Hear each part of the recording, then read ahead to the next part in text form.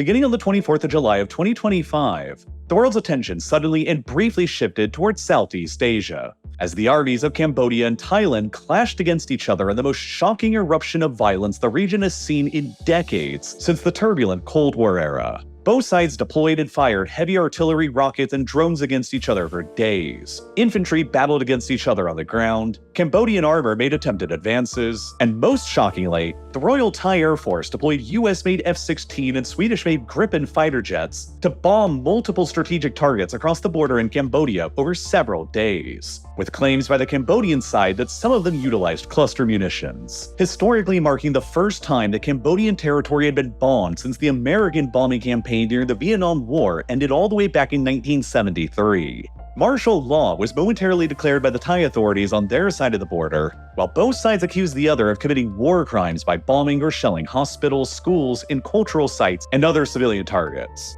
In the middle of the fighting, Thailand's acting prime minister warned that the conflict had the potential to spiral out of control as the US government issued a maximum level 4 do not travel advisory for all areas within 50 kilometers of the Thailand-Cambodia border. By the end of the 5 days of ferocious fighting between them, when a tenuous ceasefire was finally agreed upon, hundreds of soldiers were potentially left dead, with the Royal Thai Army claiming that around 100 invading Cambodian soldiers were killed during just a single engagement near the Phu Phi area here along the border on the 25th of July, though Cambodia itself so far only recognizes 18 of their soldiers who were killed during the entire conflict, while Thailand recognizes 15 soldier deaths of their own. At least another 24 civilians across both sides of the border were killed during the 5-day conflict as well. Hundreds of other soldiers and civilians were injured or captured, and around 300,000 people were forcibly displaced from their homes away from the border. Now, the reason why all of this exploded so suddenly and caught the world's attention by such surprise is multifaceted, stemming from rival powerful families in both countries with complicated dynastic ambitions and deep-seated nationalism, historical grievances and disputed borders that have festered in the background for decades. And in order to get to the bottom of why this explosion of violence between these two states suddenly happened here, and why it could still blow up again in an even worse way in the future, it helps to begin with the hotly disputed border between them and how it came to be in the first place. You see, both Cambodia and Thailand claim historical rights to a series of highly culturally significant temples along their border today that were constructed centuries ago by the sprawling Khmer Empire, which once dominated mainland Southeast Asia. At the empire's height in the 13th century, it spanned across all of modern-day Cambodia and large swaths of southern Vietnam, Laos, and Thailand, and constructed multiple spectacular temples and monuments all across its territory, like the well-known Angkor Wat and the currently disputed temples of Phra Viar and Prasat Tamwan Tam. However, the Khmer Empire began entering into a period of decline in the 14th century, and by 1431, it had collapsed completely. By the 18th century, Cambodia had been significantly weakened through territorial expansion by Vietnam and Thailand and forced into becoming a vassal of Thailand's. And then in 1863, a much weaker Cambodia, facing pressure by both Thailand and Vietnam, was pressed into becoming a protectorate of the colonial French Empire in order to gain protection, which began the French colonial period in Cambodia that would last for the next 90 years into the 1950s. Cambodia, however, which is basically a Khmer nation-state where more than 95% of the population are ethnically Khmer still today, has always viewed itself as the historical successor to the ancient Khmer Empire and the rightful inheritor of many of the empire's most important creations, which is what they base their claim to many of the disputed temples along the border with Thailand on today. To make matters still more complicated, the historical Thai and Vietnamese conquests of former Khmer territory over the centuries left millions of other Khmer today beyond the borders of modern-day Cambodia, in the Mekong Delta region of southern Vietnam, and across the border in southeastern Thailand, which has, at times, led to nationalist and irredentist claims arising in Cambodia towards both of these regions, and a sense of historical grievance towards both Vietnam and Thailand alike.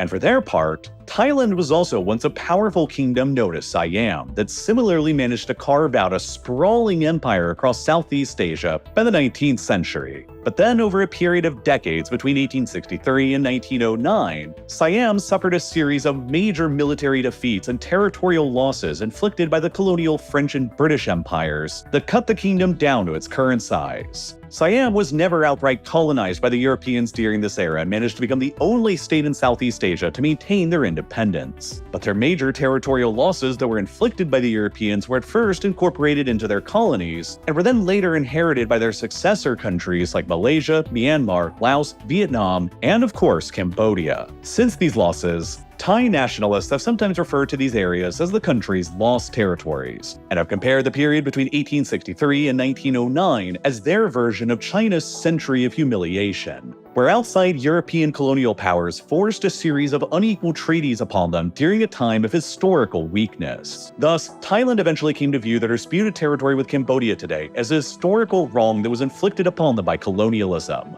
while Cambodia came to view the disputed territory differently as a historical wrong that was inflicted upon them by Thai expansionism. Among these losses and unequal treaties were the Franco-Siamese treaties of 1904 and 1907, which were the ones that created the modern-day border between Thailand and Cambodia, and which first set the ticking time bomb into motion that just exploded with massive violence in our own times today. These treaties define the new border between French Cambodia and Siam as following the natural watershed of the local Dangrek Mountains, and they further stipulated that the border would be formally demarcated by a commission consisting of both French and Thai officials alike. However, French geographers began carrying out the border demarcation process without any assistance or input from the Thai side, and they ultimately produced a series of maps by 1908 that were printed, published, and submitted to both governments for approval. The problem is that these maps created by the French geographers at the time deviated away from the natural watershed significantly in some places, and it placed several of the most important temples located nearby on the Cambodian side of the border instead, despite them being on the Thai side of the natural watershed line that they had agreed would form the border, including the important Pra Viar temple. Even more confoundingly, different maps created by the French showed different things. Their 1904 map showed Pra Viar as being located within Thailand, while their later 1907 map showed Pra Viar as being located within Cambodia. Part of the problem is that the French geographers at the time used a rather imprecise mapping scale of 1 to 200,000, which basically gives a general layout of an area but isn't very precise. For comparison, the US military and most mapping agencies today use a much more accurate 1 to 50,000 scale for their maps, which are bigger and a lot more detailed, where even individual trees and houses can be seen.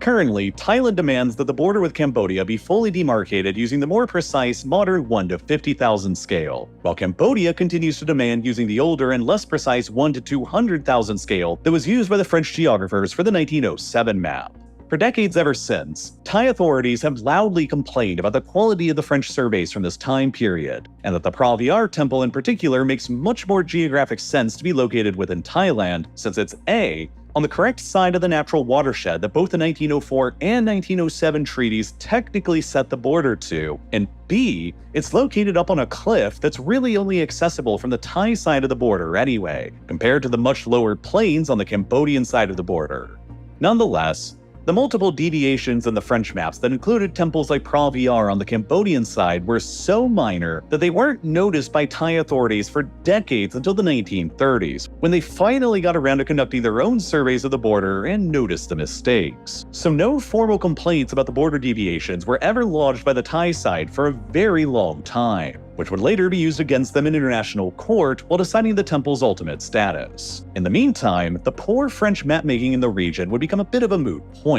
because in 1940, Thailand joined the Axis during the Second World War by allying itself to Imperial Japan, in the name of reversing their previous territorial losses inflicted by the colonial European powers. Shortly after metropolitan France and Europe fell under German and Italian occupation during the war, Thailand sensed a unique historical opportunity and launched an invasion of colonial French Indochina in October of 1940. They managed to quickly seize control over a swath of territory in modern-day Cambodia and Laos that they annexed in early 1941, including nearly all of the modern-day border region with Cambodia that contained all of the weird border irregularities around the temples that were set by the French decades earlier. Thailand continued controlling all of these seized territories throughout the rest of the war until shortly after Japan's defeat. After the end of the war, French colonial rule was initially re-established over French Indochina, and as a permanent member of the newly created United Nations Security Council, France threatened Thailand that they would veto their membership in the UN unless they returned all of the territory they had taken during the war. So, in 1946, after controlling the territories for the past 5 years, Thailand relented and returned all of the seized territories back to colonial French Indochina in modern-day Cambodia and Laos, which then reset the borders back to the ones that were set by the 1904 and 1907 treaties, including all of the irregularities around the temples.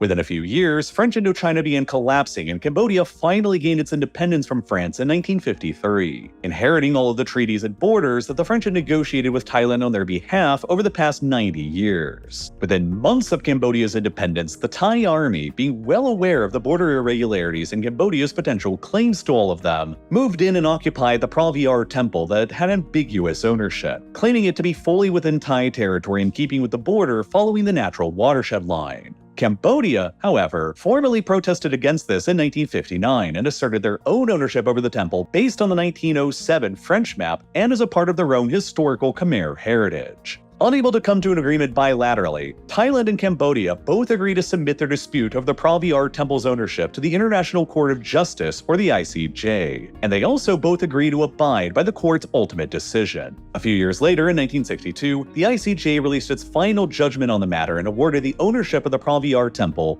to Cambodia. The court based its decision on the 1907 French map being the final map that superseded the older 1904 map that previously showed the temple as being within Thailand. The court also ruled against Thailand due to the fact that after the 1907 map was published, clearly showing the Pra Vihear temple within Cambodia, Thailand never formally protested against it for decades, which the court argued was a sign of Thailand's tacit acceptance of the situation. During the arguing in court in the early 1960s, Cambodia's lawyers brought up an instance where a Thai prince who visited the Pra Vihear temple in the early 1930s apparently never complained about the hoisting of the French flag at the site during his visit, which Cambodia successfully used to argue the prince's tacit consent for French and therefore Cambodian control over the temple. Wary of this experience, Thai foreign policy experts have consistently warned against Thai prime ministers and royalty visiting the disputed temple complex ever since, for fear of giving Cambodia even more diplomatic ammunition to work with. Probably assuming that the court was going to side with them in their arguments, Thailand refused to recognize the ICJ's decision in 1962 despite having agreed to recognize it previously, and has disputed it ever since for decades. To complicate the matter even further, the ICJ's 1962 statement on the case didn't clarify which state actually owned the much larger disputed area of land immediately to the north around the temple. It basically just said that the temple itself belonged to Cambodia, but made no further comments on any of this area that the two sides also disputed around the temple, adding even further to the ambiguity of ownership around the area and providing Thailand with a tool they've used ever since to continue claiming the land around the temple in order to deny Cambodia any direct geographic access to it.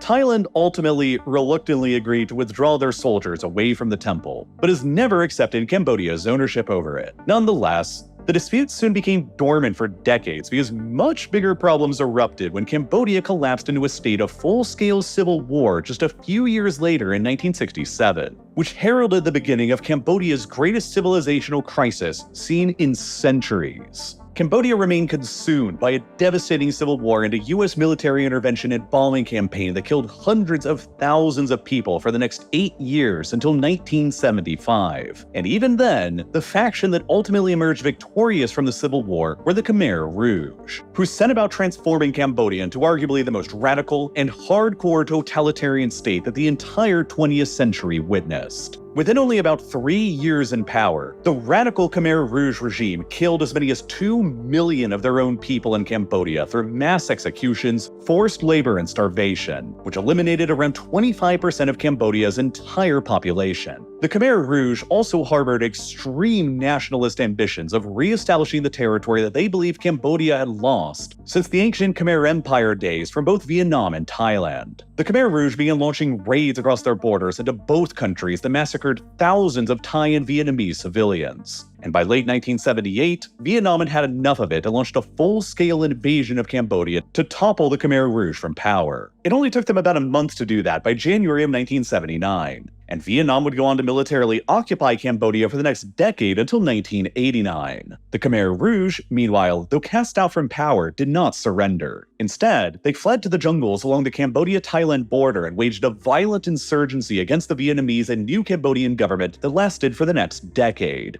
Bizarrely, because of Cold War politics and Vietnam's alliance with the Soviet Union, China, the United States, and Thailand all began supporting the Khmer Rouge insurgency against the Vietnamese at this point. And so the Khmer Rouge continued holding on to Cambodia's seat at the United Nations for years after they were toppled from power, all the way up until 1993, well after the Cold War had even ended. The Vietnamese army eventually withdrew from Cambodia in 1989, and regular fighting between the Khmer Rouge insurgents and the government along the frontier with Thailand only ended after the conclusion of a peace agreement in 1991, after tens of thousands of additional combat-related deaths all throughout the 1980s. Thousands of the Khmer Rouge's remaining insurgents only surrendered and laid down their arms in 1994, after the Cambodian government promised them criminal amnesty if they did so. And the Khmer Rouge itself wouldn't formally dissolve completely until 1999, finally putting an end to decades of unbelievable instability and chaos that had reigned in Cambodia since the 1960s. And in the aftermath,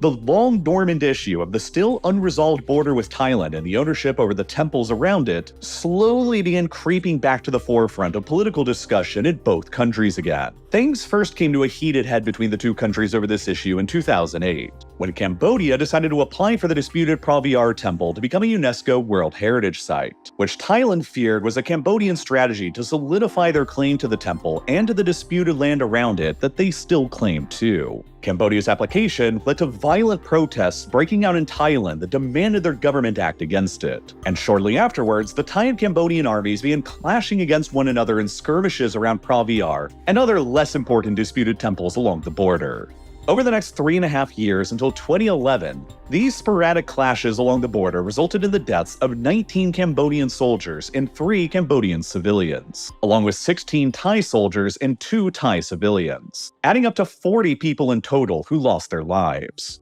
Throughout this period, multiple war crimes were also likely committed by both sides. Cambodia was accused of firing Russian-made Grad rockets indiscriminately into civilian villages on the Thai side of the border, while Thailand was accused of deploying cluster munitions against Cambodia on their side of the border that have left thousands of Cambodian villagers at risk of injury or death due to all of the unexploded ordnance left behind near their homes. By April of 2011, Cambodia filed a request to the ICJ for an updated interpretation of its previous 1962 judgment on the Praviar dispute. A few months later in July, the ICJ rejected Thailand's counter-request to have the case dismissed and demanded an immediate ceasefire. The ICJ further ordered the creation of a provisional demilitarized zone around the Temple of Praviar and the surrounding cliffs, and demanded that both Cambodia and Thailand fully withdraw their troops away from it, while they also ordered that Thailand cease obstructing Cambodia's access to the temple as well. Both sides respected these demands, and in the spirit of cooperation, Cambodia withdrew their application to name the Praviar Temple as a UNESCO World Heritage Site too.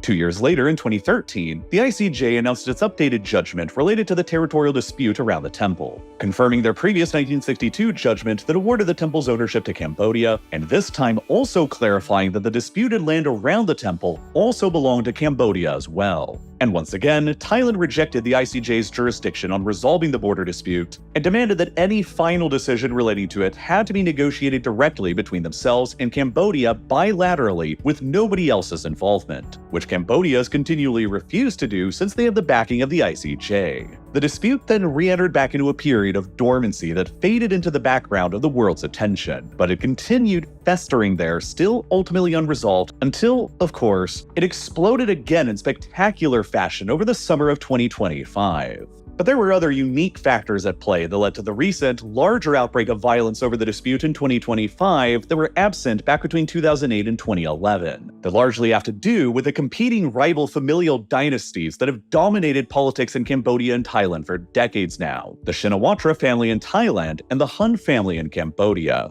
In Cambodia, a man named Hun Sen has dominated the country's politics for decades. He is the longest-serving head of government in Cambodia's post-independence history, having first risen to power as the country's prime minister in 1985 during the Vietnamese occupation in the aftermath of the Khmer Rouge era. And except for a brief absence between 1993 and 1998, he continually remained in office as prime minister for decades, all the way up until 2023, just a few years ago. To give you a sense of just how thoroughly Hun Sen has dominated the political environment in Cambodia, his full honorary title in the country that he was formally bestowed with was Lord Prime Minister and Supreme Military Commander Hun Sen. At the age of 71 in 2023, after decades in power, Hun Sen announced his resignation from the Prime Minister's office in favor of his son, Hun Manet, who immediately succeeded him in a sort of dynastic transfer of power, and who continues to remain in office today. Nonetheless, the elder Hun Sen still retained his position as the head of the Cambodian People's Party and became the president of the country's Senate after his retirement from the prime minister position,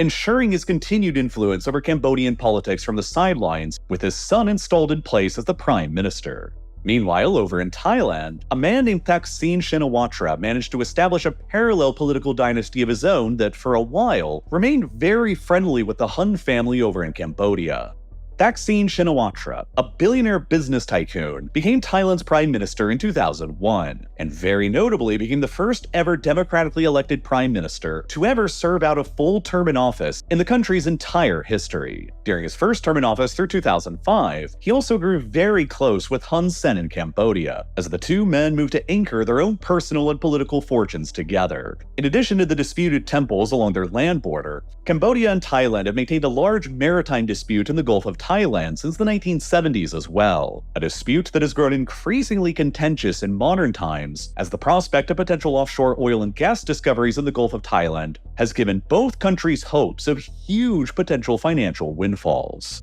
In 2001, Thaksin Shinawatra and Hun Sen signed a memorandum of understanding that their countries would jointly develop the disputed maritime area in the search for potential oil and gas resources. But the plan ultimately went nowhere due to stiff resistance from Thaksin's political rivals within Thailand, who were numerous. Thaksin used his office as Thailand's prime minister to throttle and contain his business rivals while benefiting his own business empire, which infuriated the other big business elites in the country against him. He also repeatedly intervened in the affairs of the Thai military, that's always largely been a separate institution within the country independent of civilian command structures, which slowly began infuriating the country's powerful military establishment, monarchy, and royalists against him as well. Even the Thai king himself, a powerful and influential figure within the country, sharply criticized Thaksin's policies during his time in office, beginning a long-running personal feud between Thaksin and the monarchy. Thaksin's other policies he introduced, like a universal healthcare program, also made him an enormously popular figure with the everyday Thai people, which further alarmed the Thai business, military, and monarchist establishment that Thaksin had the potential to become the first truly civilian politician to ever manage to establish dominance over the country's political system.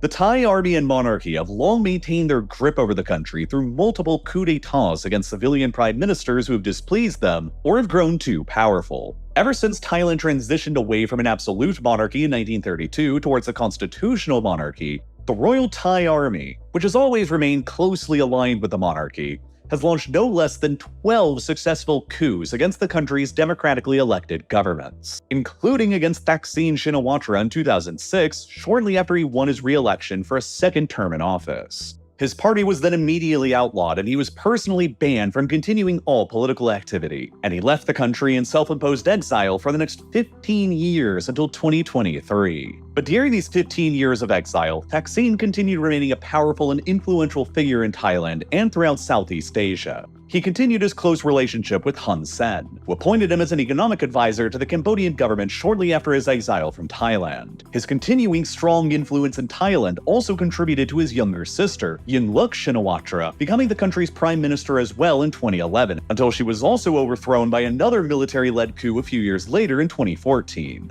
Afterwards, both Thaksin and Yingluck Shinawatra sought refuge with Hun Sen in Cambodia. They each began visiting Hun Sen's home there so frequently that he even began referring to rooms in his house as the Thaksin room and the Yingluck room, much to the incredible annoyance of the Thai military and monarchy, who began growing even more skeptical of the Shinawatra family's close ties with the Hun family in a foreign country. In 2022, Thaksin managed to finally cut a deal with the Thai military and monarchy establishment to return back to the country again, and he did so the following year in 2023, ending his 15 years of exile. He was immediately arrested upon his return to serve out an 8-year prison sentence that he had been sentenced to in absentia. But the deal he cut led to his sentence being commuted to just 1 year in exchange for allowing more military-oriented parties into the coalition government. Around the same time in Cambodia in 2023, Hun Sen also stepped down from power and elevated his son into office. While the following year in 2024, Thaksin's daughter,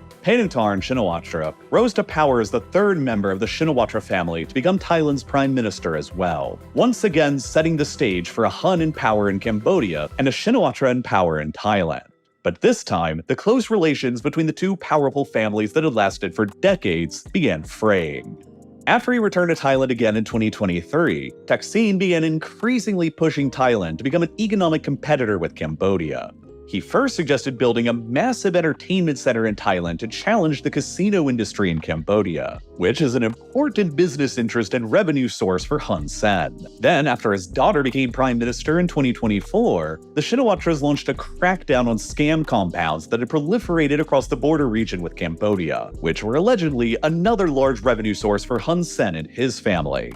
These developments potentially made Hun Sen begin to feel threatened by the Shinawatras, while he had also likely grown frustrated with the Shinawatras' inability to maintain their power in Thailand the same way that he and his family had managed to do in Cambodia. Negotiations for jointly exploring their disputed maritime areas in the Gulf of Thailand for oil and gas had stalled out despite his agreement with Thaksin on the issue all the way back in 2001. And with complete political control over Cambodia, Hun Sen likely began feeling that he had held up his end of the deal, and that it was the fault of the Shinawatras and their inability to maintain political control in Thailand that had tanked the deal. In this heated environment between the families, Cambodian troops, potentially under Hun Sen's orders, allegedly first occupied one of the disputed temples along the undefined border in February of 2025, shortly after the Thai crackdowns were launched on the scam compounds around the border, reigniting the dormant conflict over the disputed temples again, potentially in an attempt by the Hun family to push back against the Shinawatras. 3 months later, in late May, the dispute escalated into a crisis when a Cambodian soldier was shot and killed by the Thai army in a disputed section of the border during a brief gunfight. Then a couple weeks later, Paetongtarn Shinawatra, still Thailand's prime minister, attempted to call Hun Sen to discuss the crisis, but she was reportedly unable to directly reach him. Instead, Hun Sen called Paetongtarn's personal phone number to discuss the crisis, and for reasons that still currently remain unclear, Hun Sen recorded the entire phone call and then deliberately leaked it 3 days later on Facebook, which sparked a massive political crisis in Thailand. During the phone call, with an active armed dispute between the Thai and Cambodian armies ongoing on the ground, Paetongtarn Shinawatra referred to Hun Sen as uncle, a common term of endearment in Southeast Asia, and even more controversially, she told him point blank to ignore the opposite side, a reference to the Thai military establishment, and she even criticized one of her own generals who was in charge of operations in the border region. These leaked comments led to many Thais believing that Paetongtarn Shinawatra had effectively committed treason, and only a few weeks later, on the 1st of July, the Thai Constitutional Court voted to suspend her from office, and elevated her deputy prime minister to take over as acting prime minister in her place. Shortly afterwards, Thaksin declared to a room full of journalists and politicians that his decades-old friendship with Hun Sen was over, while the Thai military and monarchy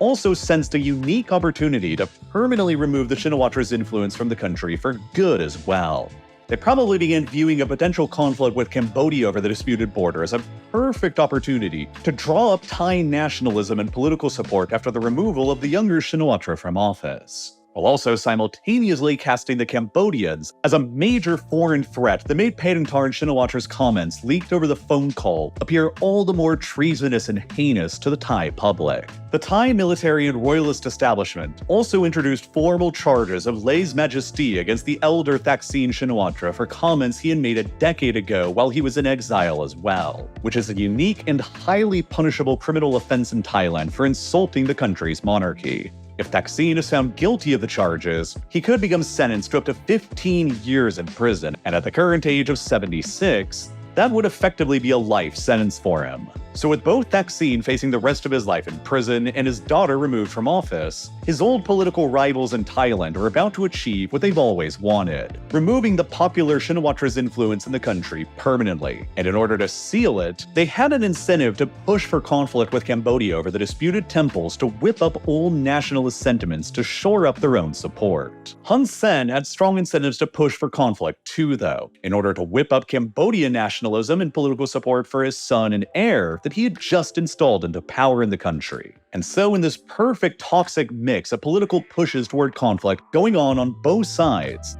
On the 24th of July of 2025, a Thai soldier stepped on a landmine near the border and lost his leg. The Thai army quickly determined that the mine and other mines that they discovered nearby had been planted by the Cambodians recently, despite Cambodia being a party to the Ottawa Treaty that prohibits the use of anti-personnel landmines. Within hours, the Thai army announced that it was indefinitely closing large sections of the border and placed their troops in the area at combat readiness, while the government expelled Cambodia's diplomatic envoy and recalled their own ambassador to Cambodia. The next day, on the 25th, both sides claimed that the other's army opened fire along the border first, and so ensued the 5-day war around the disputed temples and other areas along the border that potentially killed hundreds of soldiers, in the most ferocious combat seen here since the Cold War. Despite the acting Thai Prime Minister's warnings early on into the conflict that it could spiral into a full-scale war between the two countries, that was unlikely to ever happen because of how incredibly outclassed the Cambodian military is by the Thai military. The Thai military budget is nearly 5 times greater than the Cambodian military's budget. The Thai military is nearly triple the number of active duty personnel, almost 4 times the number of armored fighting vehicles that are significantly more modern and up to date, and more than 5 times as many artillery systems. To make the military balance of power between them even more lopsided, the Cambodian Air Force and Navy are both practically non-existent compared to their Thai counterparts. The Cambodian Air Force has literally 0 fighter aircraft and consists of just a handful of rudimentary utility helicopters and transport planes, while the Thai Air Force has tens of thousands of personnel and dozens of modern F-16 and Gripen fighter aircraft due to Thailand's close modern military alliance with the United States. Cambodia has a handful of modern Chinese-made anti-air systems, but they don't even have enough of them to fully cover their own side of the border with Thailand, the gaps of which the Thai Air Force were able to exploit during the war to break through and bomb targets within Cambodia with virtual impunity. And when it comes to their navies, the Cambodians only have a fleet with 20 light patrol craft and 200 motorized canoes with 4,000 personnel, up against Thailand's fleet being one of the very few in the world that possesses an actual aircraft carrier, along with multiple amphibious warfare ships, frigates, corvettes, landing ships, and patrol craft complete with 70,000 personnel, utterly dwarfing Cambodia's naval capabilities. In the event of an actual full-scale war between them, Thailand would be the odds-on favorite to win decisively, just like Vietnam was the last time Cambodia went to war with one of its neighbors back in the late 1970s. But just because it doesn't make any sense doesn't mean it can't ever happen. It didn't make sense for Cambodia to go to war with much more powerful Vietnam in 1978 either, but Cambodia's leadership at the time still chose to go down that road anyway. A factor that helps push both sides to a quick ceasefire this time around were both of their relations with the global superpowers, the United States and China. Thailand has been a strong US treaty ally and arms customer for decades dating back to the 1950s, but maintains close relations with China as well, while Cambodia is more heavily backed by China. Most of the Cambodian military's equipment is provided by China. China signed deals to transfer the Cambodians a number of their corvettes to bolster their navy, and since April of 2025, Cambodia has also become the home to the second official overseas People's Liberation Army Navy base here at Rayong that supports Chinese naval warfare vessels at a strategic location on the Gulf of Thailand, nearby to the South China Sea, which China claims in its entirety in disputes with Vietnam, the Philippines, and Malaysia. There were, and still remain, some fears that the Cambodia-Thailand conflict could become weaponized into a modern proxy war in Southeast Asia between China and the United States. But that's not what ended up happening this time around. Instead, both Washington and Beijing pressured both sides into accepting a rapid ceasefire. China offered to mediate the conflict while China's foreign minister pinned the blame of the crisis on the lasting legacy of Western colonialism in the region, while US President Donald Trump threatened to cancel trade talks with both countries and to impose steep tariffs unless they came to the negotiating table. Eventually, Malaysia, who currently chairs the annually rotating head of the regional ASEAN alliance that both Thailand and Cambodia are also members of, hosted representatives from both countries and managed to successfully mediate a ceasefire on the 28th of July that went into effect on the 29th, 5 days after the war had broken out. But the ceasefire, notably, didn't eliminate the underlying issue that had sparked the crisis in the first place: the disputed temples that continue to remain undefined. So while the ceasefire appears likely to hold in the near-term future over the coming days, weeks, and months, there's no guarantee that it won't just erupt again during another crisis further down the road at some point. After the first round of fighting over these disputed temples between 2008 and 2011 concluded with a ceasefire that didn't resolve the underlying issue, it blew up again for a second time in even more violent fashion in 2025. And so with another ceasefire in place that still hasn't resolved the underlying issue, it might just blow up again for a third round of fighting at some point in the future when one country decides that it's convenient to kick it up again. Thailand's continued stance on the issue makes it even more likely, since they still refuse to recognize any of the ICJ's rulings on the dispute and continue to insist on delineating the border bilaterally with Cambodia alone, with no outside mediators or influence involved at all, which Cambodia still refuses to accept based on their support from the ICJ's rulings. And for that reason, the world shouldn't ignore this corner of Southeast Asia. And it's important to remember that this will continue being one of the modern world's deadliest and most controversial territorial disputes. Now, Thailand and Cambodia are also known for a lot of other things besides their border disputes, and their food culture has absolutely gotta be one of the top things. From sweet Thai chili pork fillets and lettuce wraps to coconut curry chicken and more. And if you're anything like me, you might also always be wondering why it still takes so much money and time to eat more healthily today. The global food supply runs more efficiently than ever, but there still seems to be this trade-off where you have to choose only two of the following three options with all of your meals: healthiness, affordability, and quickness.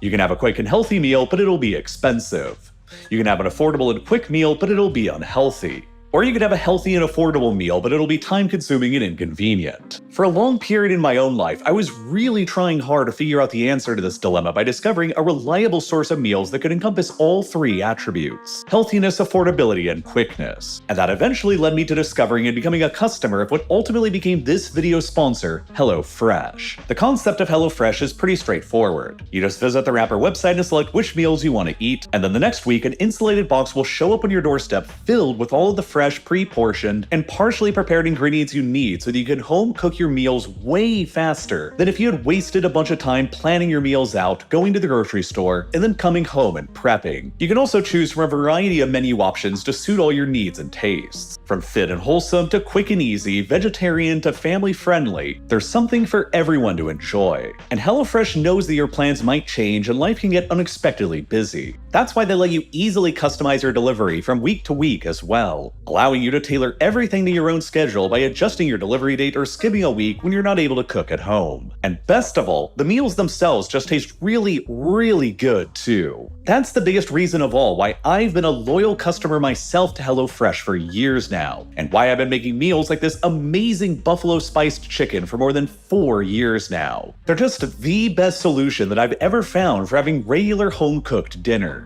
And if you want to see if I'm right and improve the way you eat too, now's a great time to do so because you'll get 10 free meals plus free breakfast for life when you use the code RealLifeLoreFM after scanning the QR code, clicking the button here on screen, or by following the link down below in the description. 1 free meal per box with an active subscription. Free meals applied as a discount on first box, newer returning subscribers only, varies by plan. It's also a great way to eat delicious meals and help support my channel at the same time. So once again, use code RealLifeLoreFM at HelloFresh.com. And as always, thank you so much for watching.